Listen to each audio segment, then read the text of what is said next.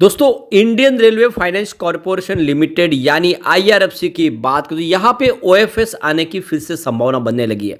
और इसके पीछे वजह यह है कि स्टॉक 100 के पास पहुंच चुका है और ऐसे में सरकार इस समय अपनी स्टेक कम कर सकती है, क्योंकि इस समय 86% के आसपास है, इसको 75% पे लाना होगा। तो क्या 11% का ओएफएस इस समय आएगा, समझने की कोशिश करेंगे इस वीडियो के माध्यम से।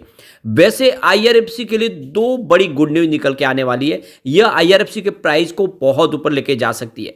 तो क्या इस समय आईआरएफसी में इन्वेस्टमेंट करना चाहिए? रेलवे को सेक्टर को लेकर भी एक बड़ी गुड न्यूज है, जिसको इस वीडियो के माध्यम से डिस्कस करेंगे। दूसरी तरफ आरवीएनएल की अगर हम बात करें तो यहाँ पे समझ ही सकते हो कि इसकी ऑर्डर बुक बहुत मजबूत है। करीब 70,000 करोड़ की ऑर्डर बुक है। आने वाले 2027 तक कंपनी अपने प्रोजेक्ट कंप्लीट कर पाएगी, उसकी कोई भी काम की कमी नहीं है। बहुत सारे अलग अलग जॉइंट वेंचर्स के माध्यम से कंपनी अपने कारोबार को आगे बढ़ा रही है। तो क्या इस समय हमें आरवीएनएल में इन्वेस्टमेंट करना चाहिए? वैसे तो स्टॉक जबरदस्त दौड़ चुका है, क्या अभी इतनी ही तेजी से स्टॉक आगे भाग सकता है? समझने की कोशिश करेंगे इस वीडियो के माध्यम से।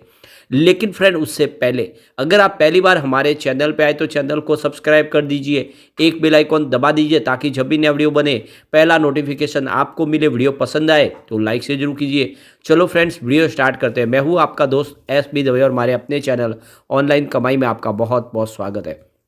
सबसे पहले अगर हम आईआरएफसी के कारोबार की बात कर ले, फ्राइडे के कारोबार की बात करें तो हमने इंट्राडे में 101 का हाई देखा है, लेकिन जो क्लोजिंग है वो 97 पे है, यानी 2 डिजिट में। लेकिन इससे कोई चिंता की बात नहीं, स्टॉक मजबूत है इस समय और इस समय खरीदारी भी काफ़ी अच्छी रही, वॉल्यूम भी अच्छा बढ़ रहा है। अब यहाँ पे जो अपडेट निकल के आ रही है, क्या सरकार ओएफएस लाएगी इस समय? क्योंकि प्राइस तो काफ़ी ज़्यादा बढ़ चुकी है और इस समय इस प्राइस की बड़ी हुई फायदा उठाया जा सकता है। सरकार को काफ़ी अच्छा पैसा मिल सकता है अगर ओएफएस इस समय लाया जाता तो। इस समय कंपनी का मार्केट कैप करीब 1.27 लाख करोड़ के आसपास है और आप देखो इसकी जो प्राइस है 97 के आसपास क्लोजिंग हुई है। फिलहाल आप देखें तो गवर्नमेंट की होल्डिंग 86.36% के आसपास है और सरकार को अपनी होल्डिंग कम करनी होगी।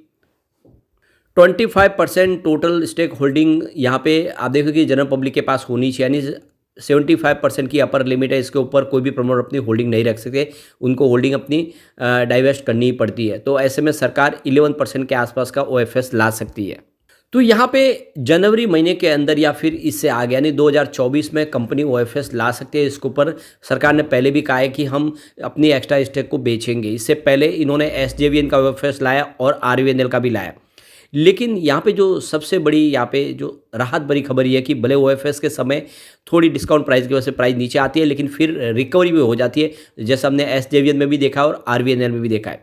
तो इससे कोई बड़ी चिंता की बात नहीं है। ओएफएस भले आए और सरकार को अपनी स्टेक कम करे तो ओएफएस लाना ही होगा, लेकिन फिर से रिकवरी हो जाएगी। बिजनेस काफ़ी अच्छा है, कंपनी लगातार अच्छे प्रॉफिट में बनी हुई है। अगर हम रिवेन्यू की बात करें, आईआरएफसी का रिवेन्यू काफ़ी शानदार तरीके से बढ़ा है, 6,767 करोड़ के आसपास रहा है, जहाँ पे 2021-22 में 5,810 करोड़ के आसपास था। उस हिसाब से 16% की अच्छी खासी वृद्धि देखने को मिल रही है।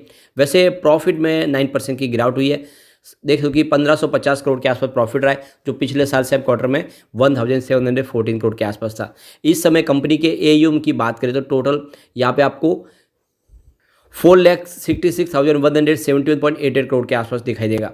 तो अब यहाँ पे जो सबसे बड़ा ट्रिगर मिलेगा वो एएमएफआई की लिस्ट में ये जनवरी के पहले सप्ताह में ही शामिल हो सकता है, यानी उस लिस्ट को अनाउंसमेंट हो सकती है। वैसे फरवरी से इस लिस्ट का हिस्सा तो वो बनेंगे, इंडेक्स में आएंगे, लेकिन लार्ज कैप में शामिल होगा इसकी संभावना 99% है। उसमें कोई चिंता की बात नहीं, क्योंकि उनका लार्ज कैप में जो कैटेगरी में आने के लिए जो मार्केट कैप होना चाहिए उससे कई गुना ज़्यादा है। तो बिल्कुल यहाँ पे इस एएमएफआई लिस्ट में लार्ज कैप में शामिल हो जाएगा, तो उसमें बहुत सारा नया निवेश आना शुरू हो जाएगा। इसके अलावा निफ्टी नेक्स्ट 50 इंडेक्स का हिस्सा भी बन जाएगा। मार्च से आप देखिए ये इंडेक्स के अंदर आएगा, लेकिन इसकी अनाउंसमेंट हो जाएगी जनवरी में। तो आप देख दो कि करीब यहाँ पे आपको $15 मिलियन का नया निवेश भी आता हुआ दिखाई देगा। ऐसे में आईआरएफसी के लिए बहुत अच्छा मौका है कि आप खरीदारी करें।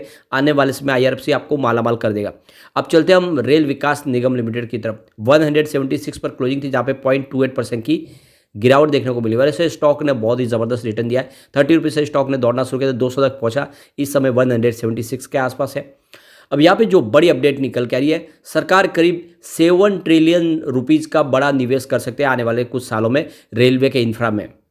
तो यहाँ पे सरकार करीब 50,000 किलोमीटर के नए ट्रैक बिछाने के ऊपर तैयार करी है सरकार, और रेलवे की सेफ्टी के ऊपर, रेलवे की स्पीड बढ़ाने के ऊपर सरकार की तरफ से फोकस किया जा रहा है, और इसकी रेलवे मिनिस्ट्री की तरफ से इसको लेकर कुछ बातें कही गई है।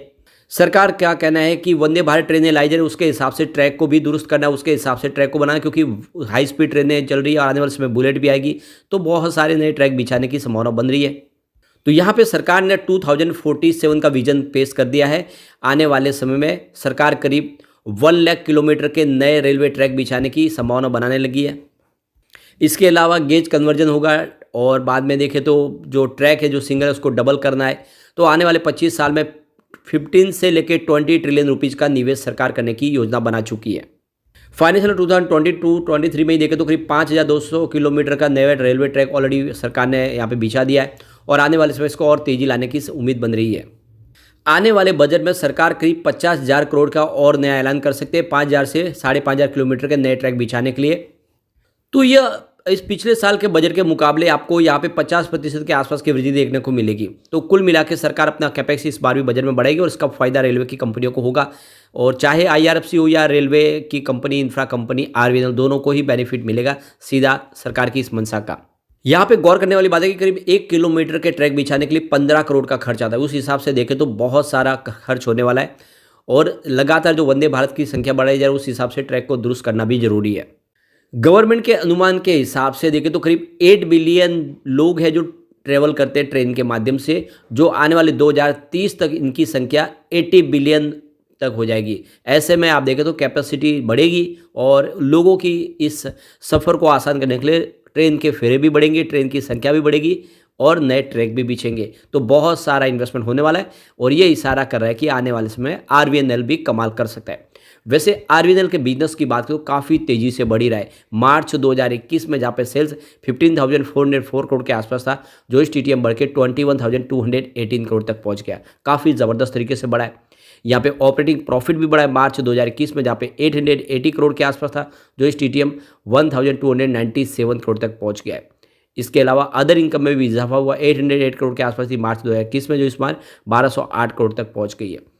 और कंपनी के नेट प्रॉफिट आफ्टर टैक्स की बात करें तो मार्च 2021 में 992 करोड़ के आसपास जो प्रॉफिट था, वो इस TTM 1,479 करोड़ तक पहुंच गया, और लगातार हर साल प्रॉफिट बढ़ रहा है, और ये बहुत बड़ी बात है। EPS में भी वृद्धि हो चुकी है। मार्च 2021 में जहाँ पे 4.76 रुपीज़ था पर शेयर, वो 7.09 रुपीज़ तक आ गया। तो ये लोगों को बहुत ही शानदार फायदा हुआ, और सबसे जो बड़ी बात है कि ये सरकारी कंपनियां बहुत अच्छा डिविडेंड पे आउट करती है, तो डिविडेंड के माध्यम से ही लोग मालामाल हो रहे। ऐसे में आपको भी निवेश करना चाहिए IRFC और RVNL में। RVNL की रेटिंग भी अच्छी है, मास्टर रेटिंग 5 स्टार में से 2 स्टार की रेटिंग है, जो एवरेज से कम है, लेकिन EPS सिस्टम इसकी बहुत अच्छी है, 5 स्टार में से 4 स्टार की रेटिंग है। बायर डिमांड के मामले में देखें तो आपको 5 स्टार में से 5 स्टार की रेटिंग दिखाई देगी। इसकी प्राइस टर्न देखें तो 5 स्टार में से 4 स्टार की रेटिंग है।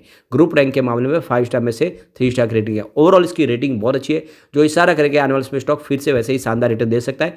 तो बिल्कुल निवेश करें लॉन्ग टर्म का नजरिया लेके, लेकिन फ्रेंड कोई भी इन्वेस्टमेंट करने से पहले अपने फाइनेंशियल एडवाइजर वाले ले ले, या अपना खुद का रिसर्च करें, क्योंकि मैंने वीडियो आपके एजुकेशनल पर्पज के लिए ही बनाया। वीडियो पसंद आए तो लाइक से जो कीजिए और चैनल को सब्सक्राइब कर दीजिए। Thank you friend.